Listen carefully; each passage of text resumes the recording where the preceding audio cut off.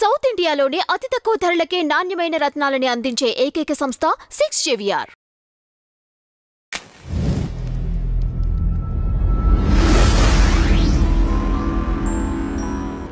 మీకు ఎక్కడ గట్టిగా మీరు డిసైడ్ అయ్యారు బయటికి వచ్చేసేయాలి ఇందులో ఉండకూడదు అనుకోవటానికి రీజన్ ఏంటి?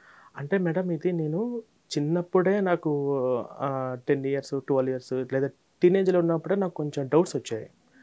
వాళ్ళు మన కోసం రక్తం కార్చాడు, రక్తం కాచిన నమ్ముకోవాలి, తర్వాత పాస్టర్లు చేసే వికృత చేస్తారు, నాకు దేవుడు కనిపించాడు, దేవుడు స్వస్థతలు చేశాడు అని చెప్పడం, దేవుడు కనిపించడం ఏంటి, దేవుడు కనిపించే మాట్లాడడం ఏంటి, అసలు నాకు కొంచెం అర్థం కాలేదు. మన యేసు పేరుకు దేవుడు యేసునే పూజించాలి, ఇతర దేవుళ్ళు రాళ్ళు విగ్రహాలు వాళ్ళు పూజిస్తే నరకానికి వెళ్తారు, అవి సైతాన్లు అని చెప్పడము. అన్ని మతాలు అందరూ ఉన్నటువంటి ఈ దేశంలో మన మతం గురించి చెప్పుకోకుండా ఇతర మతాల గురించి ద్వేషాన్ని నింపిస్తుంది అని చెప్పేసి నాకు అట్లా రైజ్ అవుతూనే ఉన్నాయి. నేను చిన్నప్పుడు కొంతమందితో నేను పంచుకున్నా కూడా, లేదు ప్రవీణ మనం తప్పుగా భావిస్తున్నాం, అంతే పాస్టర్ ఏ చెప్తే అదే కరెక్ట్ అనుకుంటూ నేనే తప్పుగా భావిస్తున్నానేమని అనుకున్నామని. మొట్టమొదటిసారిగా నాకు బాగా గుర్తుంది, ఇంటర్లో అనుకుంటాను, మా పాస్టర్ ఒకసారి ఏం చేశారంటే, మాకు దగ్గరలో పిన్ని వరుస అవుతుంది, ఆవిడ గర్భంతో ఉంటే ఆవిడ దగ్గరికి వెళ్ళి నేను కడుపు మీద చేయబెట్టి నేను కడుపులో ఉన్నది ఆడపిల్ల మగపిల్ల నేను ముందే చెప్తాను అని చెప్పేసి అంటున్నాడు. ఎవరు? పాస్టర్. అది మారుమూల గ్రామం, విలేజ్. నేను కడుపులో ఉన్నది ఆడపిల్ల మగపిల్ల నేను ముందే చెప్తాను చూడు అని చెప్పేసి నాకు దేవుడు కనిపిస్తున్నాడు, దేవుడు చెప్తున్నాడు అని చెప్పి నాకు అప్పుడు ఫస్ట్ నేను పాస్టర్ని అక్కడే క్వశ్చన్ చేశాను. అంటే మనం ఏ గవర్నమెంట్ హాస్పిటల్ పోయినా కూడా ముందు అక్కడ మెయిన్ హెడ్లైన్స్ ఉంటుందన్నమాట, కడుపులో ఉన్నది అడగడం కూడా నేరము, 3 సంవత్సరాలు జైలు శిక్ష, కడుపులో ఉన్నది ఇలా చెప్పకూడదు అని చెప్పేసి అవి స్ట్రిక్ట్ కండిషన్స్ ఉన్నాయి డాక్టర్లకు నర్సులకు కూడా. ఈవెన్ ఇది ఉండి కూడా పాస్టర్ గారే మీరు అలా మోసం చేస్తున్నట్టు నాకు అనిపిస్తుంది, మీకు అలా చెప్పడం ఏంటి అంటే, అప్పుడే మా అమ్మ నన్ను అక్కడ తిట్టింది, అరే పాస్టర్ని తిడతావా, పాస్టర్ని తిడితే దేవుడిని తిట్టినట్టే, పాస్టర్ జోలికి వస్తే అంటే ఇలాగా నాకు బాగా భయపెట్టి విషయాన్ని నేర్పొస్తారు. నాకు డౌట్ వచ్చి అసలు ఇదేందో కరెక్ట్ కాదనిపించి నాకు మెల్లమెల్లగా డౌట్స్ రైజ్ అవుతున్నాయి. చర్చికి వెళ్ళే వాళ్ళందరూ కూడా ఎప్పుడెప్పుడు చర్చ్ అయిపోతే ఇంటికి వెళ్ళిపోదామా అంటే పాస్టర్ ఏం చెప్తాడు అని చెప్పి ఎవరికి ఇంట్రెస్ట్ ఉండదు. మొత్తం వాడు చెప్పింది బలవంతంగా వచ్చి వినాల్సిందే. కానుకలు, దశంభాగాలు, కానుకల కోసం కొట్లాడుకోవటాలు ఇదంతా కరెక్ట్ కాదని చెప్పి నేను చర్చి మానేస్తాను అంతే. నేను నా చదువు నాది బీటెక్ వరకు కంప్లీట్ అయిపోయింది మేడం. నేను నా ఇంటర్ చదువుకోవడము, మాదంతా చాలా మిడిల్ క్లాస్ ఫ్యామిలీ.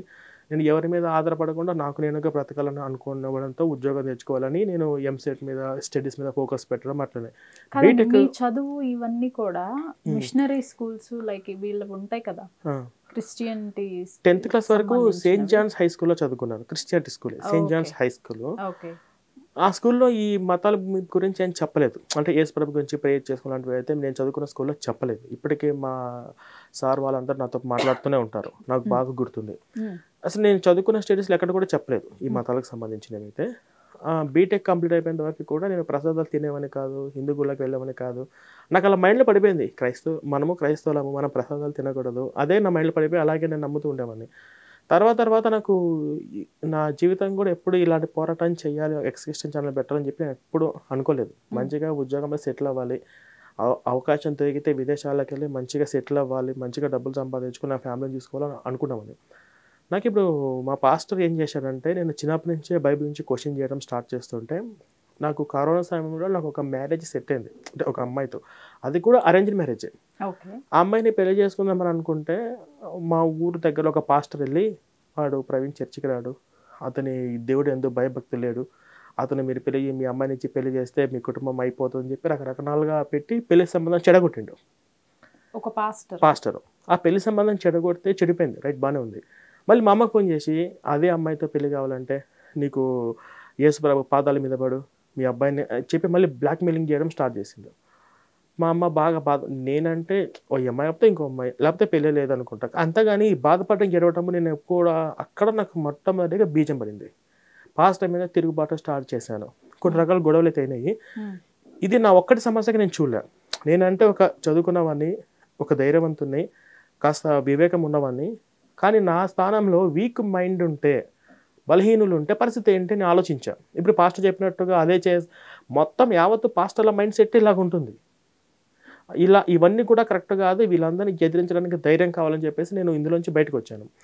ఫస్ట్ మా ఫ్యామిలీ మెంబర్స్ చాలామంది నన్ను వ్యతిరేకించిన, ఇప్పుడిప్పుడు నా వీడియోస్ నా ఇంటర్వ్యూలు చూసి నా జనరేషన్ యూత్ పిల్లలందరూ కూడా కరెక్టే, ప్రవీణ్ అన్న చెప్పింది కరెక్టే, ఈ పాస్టర్లు ఇవాళ కాకపోయినా ఎప్పటికైనా డేంజరే, లేదా ప్రవీణ్ అన్న చెప్పినట్టు నిజంగా చర్చిలో ఇలాగే జరుగుతుందని చెప్పేసి ఇప్పుడు రియలైజ్ అయ్యి, నాకంటే కూడా ఇంకా కరుడు కట్టిన క్రైస్తవులు భక్తిలో బాగా మునిగిపోయిన వాళ్ళు కూడా, మా అక్క లేడీస్ లాంటి వాళ్ళు కూడా ఇప్పుడిప్పుడే బయటకు చాలామంది వస్తున్నారు.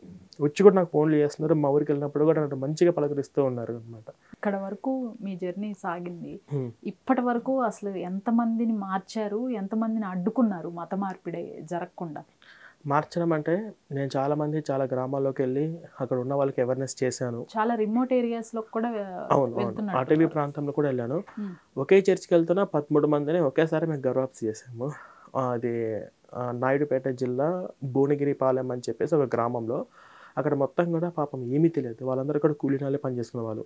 అక్కడికి వెళ్ళి పాస్టర్లు వాళ్ళందరినీ మత మార్చి వాళ్ళ దగ్గర 10% దశభాగం తీసుకుంటూ ఉంటే వాళ్ళందరినీ కూర్చోబెట్టి నేను మాట్లాడి ఒక్కొక్కరికి హిందూ దేవుల పటాలు ఇచ్చాను, జై శ్రీరామ్ జెండాలు ఇచ్చాను. ఇప్పుడు వాళ్ళు కంప్లీట్గా మొత్తం మారిపోయారు, ఒక్కరు కూడా చర్చికి వెళ్ళట్లేదు. కాదండి, మీరు ఏదో దశభాగం కానుకలు అంటున్నారు కదా, నాకున్న నాలెడ్జ్ ప్రకారం చర్చ్కి వెళ్తే కంపల్సరీ మ్యాండేటరీ కాదు కదా, అంటే మనం కానుకలు సమర్పించాలి అనేది మ్యాండేటరీనా అక్కడ? ఖచ్చితంగా మ్యాండేటరీ. ఇప్పుడు చాలామంది పాస్టర్లు మీకు వచ్చే జీతంలో 10% తీసి పక్కన పెట్టు అని చెప్పి బెదిరిస్తున్నారు కూడా. అవి బెదిరించే వీడియోలు చాలా ఉన్నాయి యూట్యూబ్లో. ఇప్పుడు అలా 10% ఇవ్వమని బైబిలే చెప్పింది. బైబిల్లో మలాకి గ్రంథంలో కానీ ఇతర కొన్ని చోట్ల కానీ మీ సంపాదించిన సంపాదనలు మీ చర్చికి అట్టి ప్రతి నెల ఇవ్వాలి. అంటే ఇది ఒక దశభాగం మాత్రమే కాదు. ఇప్పుడు ఒక 20,000 జీతం అనుకోండి మేడం, మిడిల్ క్లాస్ కన్నా తక్కువే కదా. 20,000 జీతంలో ప్రతి నెల 2,000 దశభాగం ఇవ్వాలి. ఆ కుటుంబంలో 4 ఉంటే 4 ప్రతి ఆదివారము కానుకలు ఇవ్వాలి. అది 50 నుంచి 100 వరకు ఉంటుంది. ఈ దశభాగం సపరేటు, ప్రతి నెల ఇచ్చే కానుకలు సపరేటు. వాళ్ళ ఇంట్లో ప్రత్యేకంగా ప్రార్థనలు పెట్టుకుంటే ఆ ప్రార్థన కూడా వాళ్ళే డబ్బులు పెట్టుకోవాలి. ఒక 500 అలా అవుతుంది. వాళ్ళకి భోజనాలకు కూడా ఖర్చులు వాళ్ళే పెట్టుకోవాలి. అదొకటి.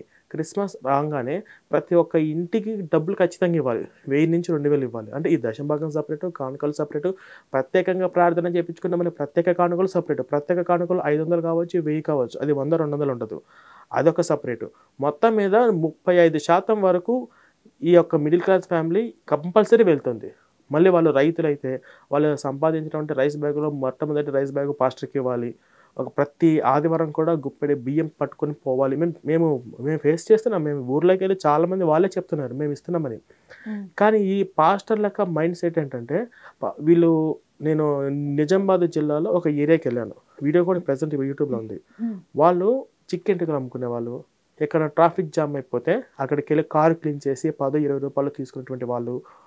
ఇంకొంత వాళ్ళ ఇల్లులన్నీ కూడా ఎలా ఉన్నాయంటే గట్టిగా ఒక వాన వచ్చినా మొత్తం కొట్టుకుపోతుంది, అలాంటి పరిస్థితి.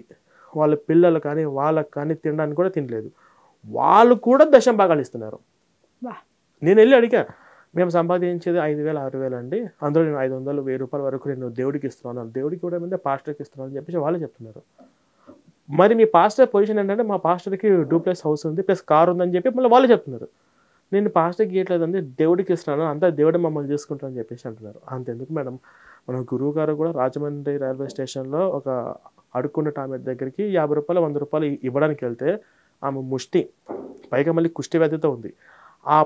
ఆమె ఇచ్చే 100 రూపాయలలో కూడా 10 రూపాయలు పాస్టర్కి ఇస్తున్నానని చెప్పి ఆవిడే చెప్పింది. కానీ ఇటువంటి వాళ్ళ దగ్గర తీసుకోవడం కరెక్టా కాదా అని ఆలోచించే మానవత్వము అసలు ఏ పాస్టర్కి ఉండదు.